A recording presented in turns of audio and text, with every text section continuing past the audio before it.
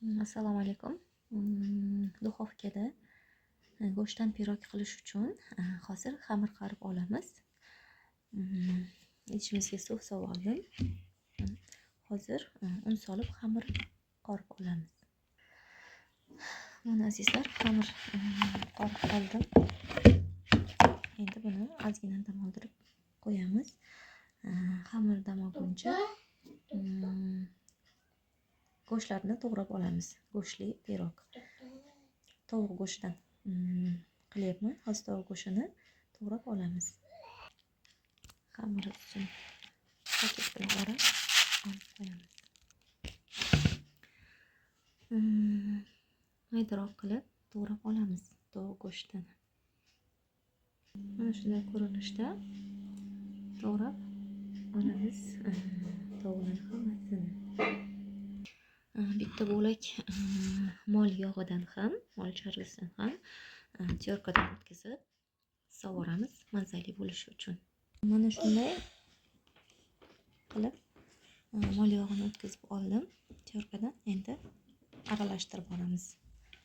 Mana bunga aralashtirib olamiz. Mana shu kartoshka bilan piyozlarni ham maydagina qilib to'g'rab go'shtga aralashtirib olamiz. Kartoshkalarni mana shunaqa to'g'rab olamiz. Endi piyozlarni ham maydagina qilib to'g'rab olamiz. Piyozlarni ham mana shunaqa tarzda to'g'rab olamiz. Mana hamma masalliqlarni to'g'rab oldik. Bunga chesnok, ziravorlar, yog'lar, tuz, hamma narsa solib aralashtirib olamiz. Hozir esa xamirni yoyib olamiz. Buni yaxshilab yoyib, yog' surtib olamiz. Hozir katta qilib yoyaman. Ularni yoyib ham oldim. Endi bunga yog' surtib olamiz. Mana margarinlarni mana shunaqa qilib oldim. Endi bularni yaxshilab joylashtirib yoyib birga mana shunday yoyib chiqamiz. Mana yog'larni mana shunaqa qilib surtib oldim.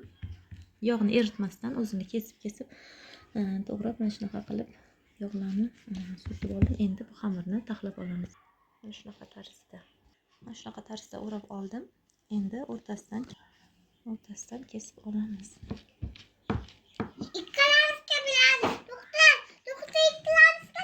Mana shunday tarzda ikkita xamircha chiqdi. Keyin buni dam oldirib yoyib olamiz. Mana xamirlarimiz dam oldi, tayyor. Endi xamirlarni yoyib olamiz va ichiga nachinkani solamiz. Mana shunday kattalikda yoyib oldim. Ichiga nachinkalarni solamiz va ikkinchi xamirni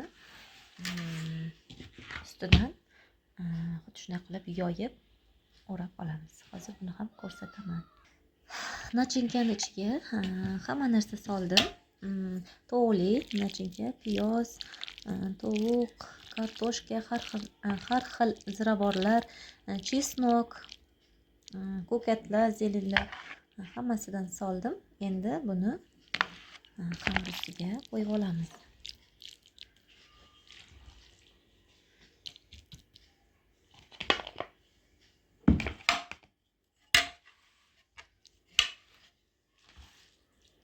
Hammasini yaxshilab joylashtirib qo'yib olamiz. Mana nachinkasini joylashtirib oldim. Endi buni ustidan ozgina sir qirib olamiz. Tyorkadan o'tkazib olamiz.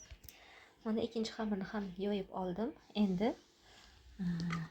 buni ustiga qo'yib olamiz yaxshilab. Azizlar, xamirimizni o'rab tayyorlab oldim. Endi ustiga tuxum surib duxovkaga qo'yib olamiz. Mana azizlar, tayyor. Endi duxovkaga sovoramiz. Mana azizlar, pirogimiz ham, go'shtli pirogimiz ham tayyor bo'ldi. Wow! Kesilishiga ham gap yo'q.